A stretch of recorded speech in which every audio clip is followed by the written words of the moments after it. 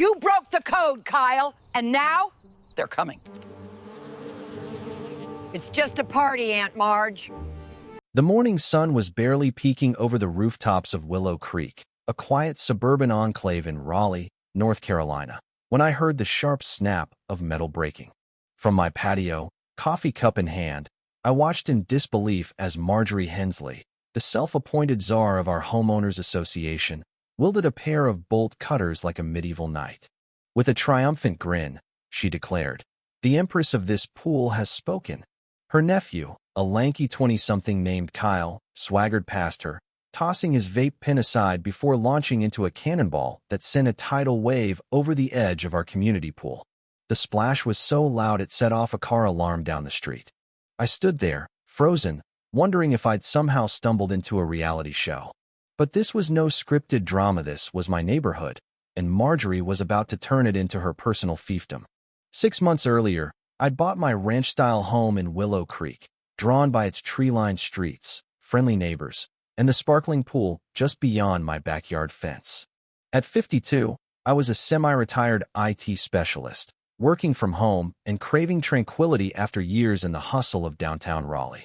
The HOA seemed like a small price to pay for order until I met Marjorie. She'd greeted me with a saccharine smile and a binder full of rules, introducing herself as the HOA president and guardian of community standards. Her clipboard and monogrammed visor screamed overzealous bureaucrat, but I shrugged it off. Little did I know she'd soon become the reason I Googled whether wasps could be considered trespassers. The pool had been closed for 3 weeks after a kid's diaper disaster necessitated a full chemical overhaul. The HOA board, on which I served as a tech advisor, had drained the pool, treated it, and installed a new keypad lock. Signs were posted, "Closed until inspection on Monday." My role was minor, mostly upgrading Wi-Fi and managing the lock system, but it gave me admin access to the pool's security. Marjorie, despite her title, had no such access. That didn't stop her from acting like she'd been anointed by the pool gods themselves. That Saturday morning started peacefully. I was in my garden, mixing a batch of sugar syrup to deter pests from my roses. The sweet concoction attracted bees, letting me monitor their patterns while keeping other bugs at bay. I was screwing the lid back on when I heard the clank of metal. Peering over the fence, I saw Marjorie, decked out in a floral sarong and oversized sunglasses, slicing through the pool lock like she was cracking a safe. Kyle held the gate open as a parade of at least 30 strangers streamed in coolers, speakers, and folding chairs in tow. It was a full-blown bash, hosted by the woman who'd once fined a neighbor for planting garish marigolds. I called out, "Marjorie, the pool's closed until Monday. Inspection's not done." She didn't even look my way. "Oh dear," she cooed, sipping a cocktail. "As president, I've fast-tracked it."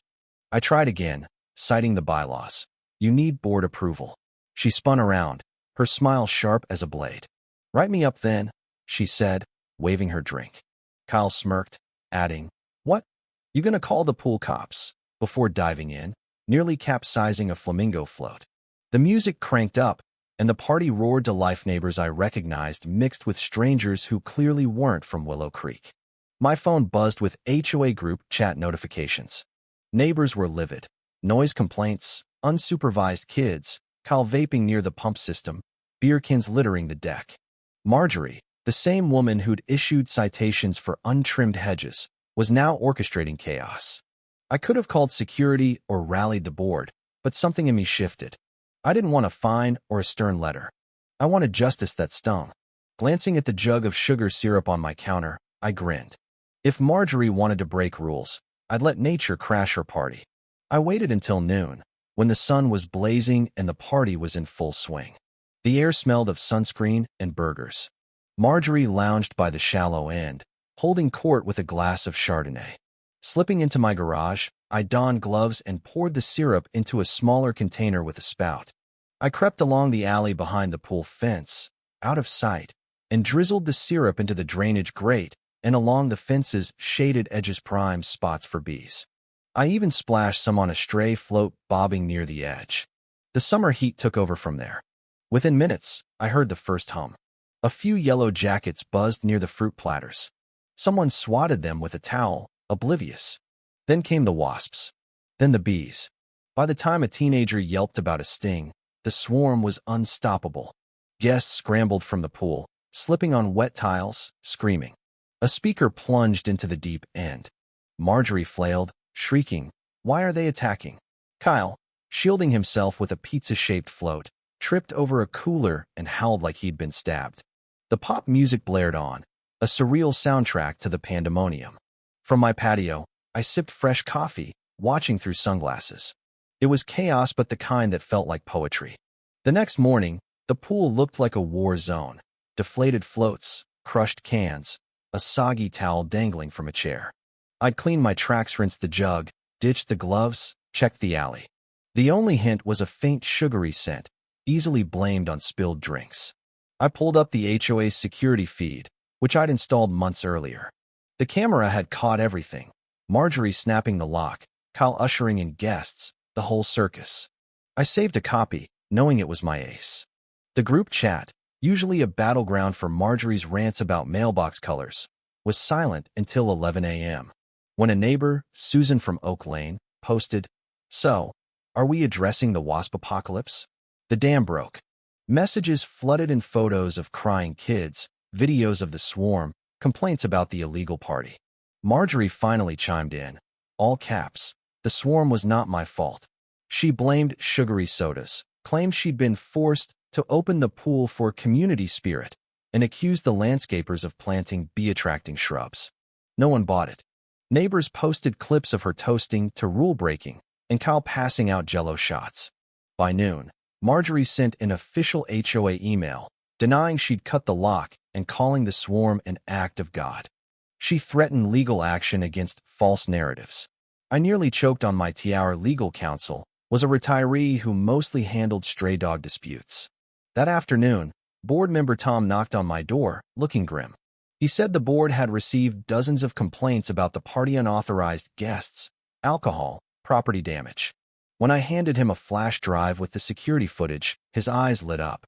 At the emergency board meeting, the room was packed. Marjorie fanned herself with a printout of her party invite, feigning confidence. When the footage played her slicing the lock, posing for selfie, silence was deafening. She mumbled about context, but the board didn't hesitate. They suspended her privileges, fined her for damages, and banned her from hosting events for a year. Her allies stayed quiet.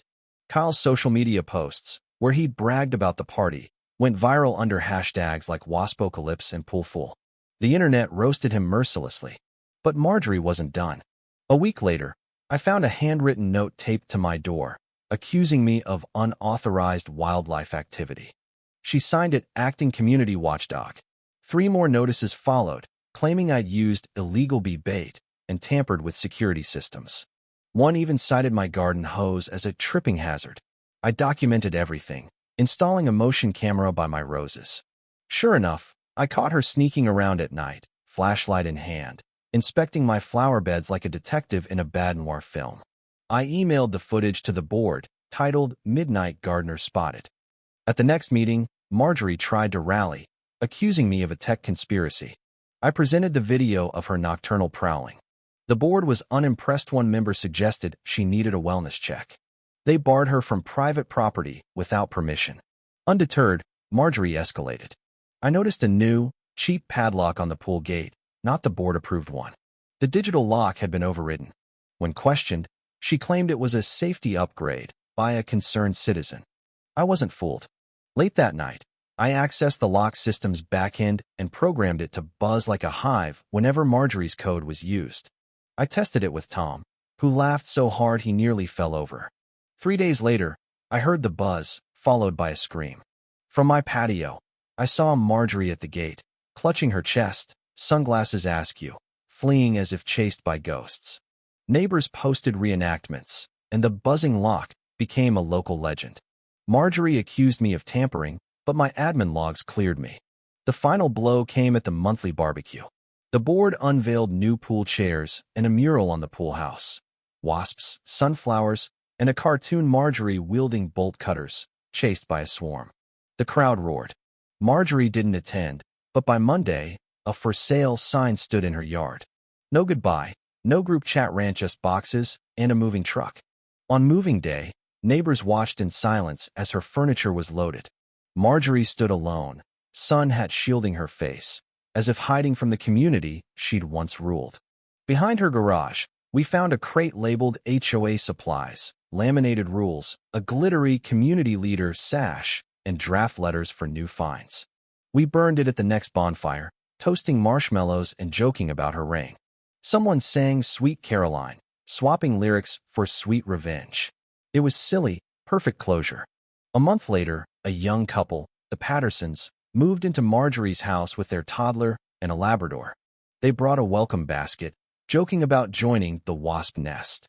The neighborhood felt alive, agging cookouts, clean pools, kids on scooters. I kept the syrup jug as a memento, a reminder that cleverness beats confrontation. Marjorie's downfall wasn't just about wasps or locks. It was about a community reclaiming its peace from a tyrant who thought she was untouchable. What do you think about this saga? Was the sweet sting of justice too harsh, or did Marjorie deserve every buzz? Share your thoughts in the comments, especially on how far is too far when fighting petty tyranny or injustice in your own life. Let's hear your stance.